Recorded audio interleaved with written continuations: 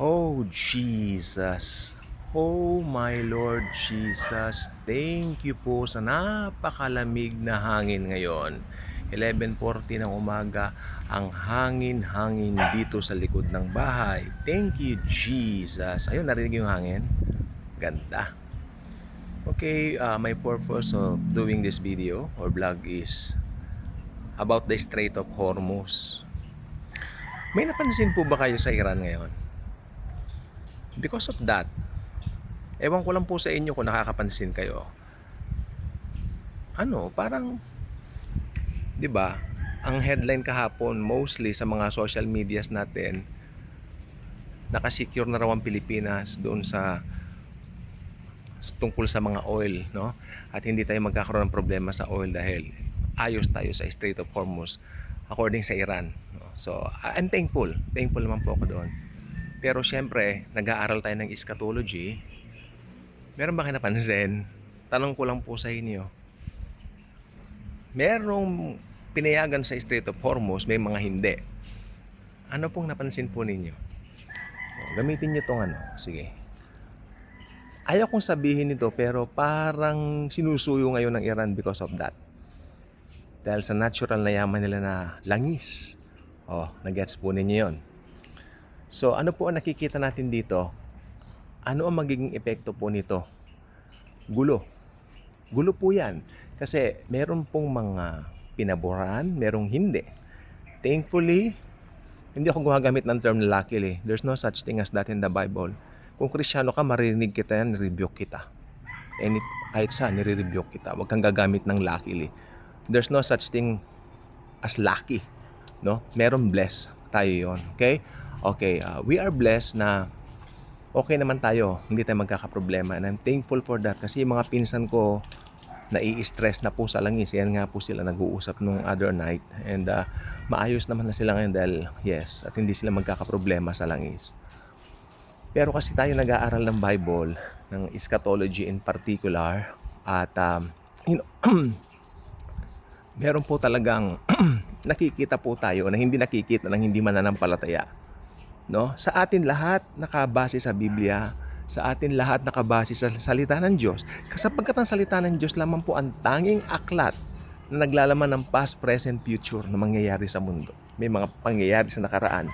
Sa kasalukuyan na nangyayari, doon pa rin. At sa mga darating pa. Matutupad. Tama po ba ako? Napakaganda po talaga ng hangin. Okay, gusto ko pong sabihin po sa inyo ang katotohanan na ito. Kung sakali nagkagulo at napakagulo na po, makinig pong mabuti, importante po ito. Pag may lalabas na isang individual na magpapatupad ng kapayapaan dyan, ano po sa palagay ninyo? Ako wala akong babanggitin dito pero patanong lang lahat ako. Ano po sa tingin ninyo? Magiging safe ako rito. Ngayon pangalawa, naipaliwanag ko na po sa mga nakaraang vlog ang kaibahan ng Gog and Magog. Yung nasa Ezekiel, yan po yung si Gog at si Magog. Sa Revelation, yun po yung Battle of Armageddon. Hindi po ba? Magulong war ang Gog and Magog. Pero yung final war na Armageddon, no? Ito po ay war ng Antichrist laban kay Jesus Christ. At alam naman natin ang kapalaran ng Antichrist during that time, pupugnawin siya ng hininga ng Panginoong Jesus. So hindi po yan yung nangyayari ngayon. Kaya sabi ng mga Bible scholars, this is the Gog and Magog war. Pero ako, kibit balikat din ako sa ganyan. Kasi marami na rin silang sinabihan na huwag maingay, please. Huwag kayong papagamit kay Taning. Hoy! Huwag ka magpagamit kay Taning. Taning, layas. Doon ka, Taning, doon ka. Kumain ka muna ng lunch. Okay, joke. Okay, ganito po yan. Saan na ba ako? Yan, sinasabi ko na nga, be. Ayun, dati po kasi, marami na rin pong naririnig. Ako, may times, I think, somewhere in the 2000s, 2003 yata, if I'm not mistaken. Gulo rin po sa Middle East, sabi Gog and Magog na raw po yon. At hindi naman po pala yon, no? Syempre po, 2026 na po tayo. Yun po. Kaya ako naman, what if lang? Ano kaya yun? Hindi ko sinasabing, ito na. Mahirap yon. Mahirap yun. Alam niyo sa Bible, merong mga definite na truths.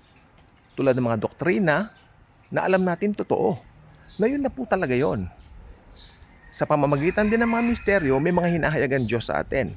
Kasama po doon yung Trinity o yung paano naging isa o yes, ang tatlong persona sa iisang Diyos. Nandun po yan. At ayan po ay tinatanggap natin kasi bawat persona ng Diyos, Ama, Anak, Espiritu Santo, ay may mga sitas o talata sa Biblia na sinusuportahan na sila ay Diyos sa iisang sa tatlong personas pero iisang Diyos. Ngayon, ganoon din po yung rapture. Yan, maraming tumutuligsa dito. Nasaan daw yung term na rapture? Hindi nga lang daw ito nag-appear sa Biblia.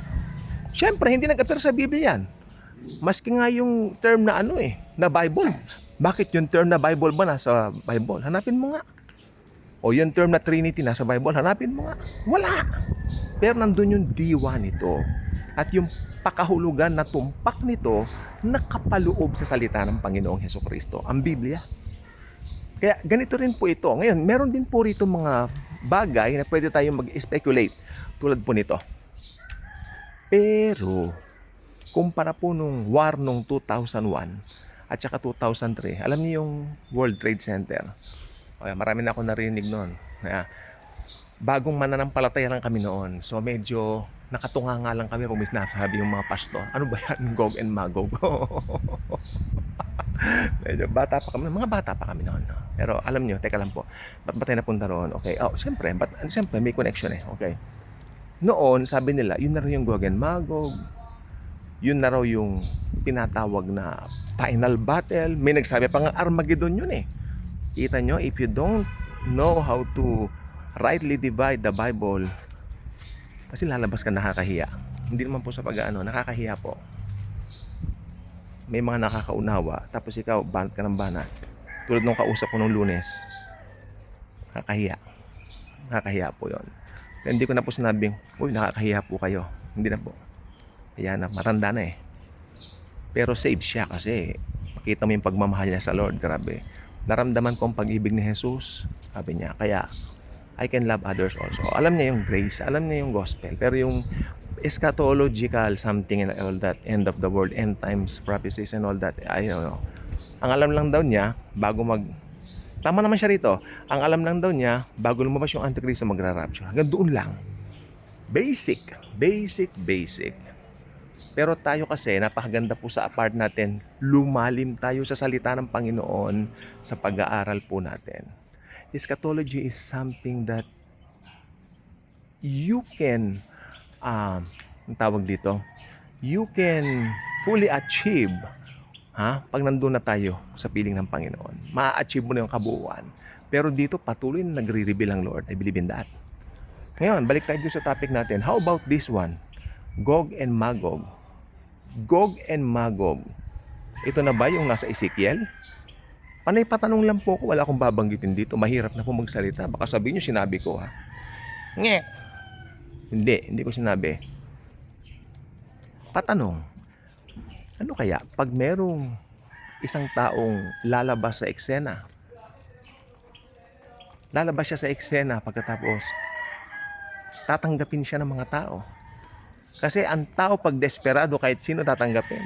Lalo, ang dala niya solusyon sa problema. Abay tatanggapin. Ang tao po, isa sa pinakahahangad ng tao ay kapayapaan. Kapayapaan, comfort life, comfort living. Kaya yung mga magpapatatak ng 666 during the tribulation, ito yung ayaw nilang i-forsake ang kanilang comfortable living. Hanggang doon na lang po muna. At ang Spotify po, tignan nyo naman. Spotify tuloy. Ito, TikTok. O 9:15 na. O mag-subscribe kayo dito sa Daily Good Vibes. At paganda ng paganda ang ating mga vlogs. Pangako ko po yan. Sabado de Gloria pala ngayon, Jose. So, yes, continue to commemorate the finished work of Christ because that's the most important thing. Share Jesus, His love, His grace. Yun ang pinaka-importante. Knowing that we are loved by the Lord. Madali nating mamahalin ng ibang tao. Maski mga galit sa atin, mga kaaway natin, we can easily love them. paano mo ipagkakait ang isang pag-ibig na iyong natamo doon sa krus ng Kalbaryo. Sige mga ka-good vibes, mag-abang lang kayo ng mga latest uploads ko. God bless.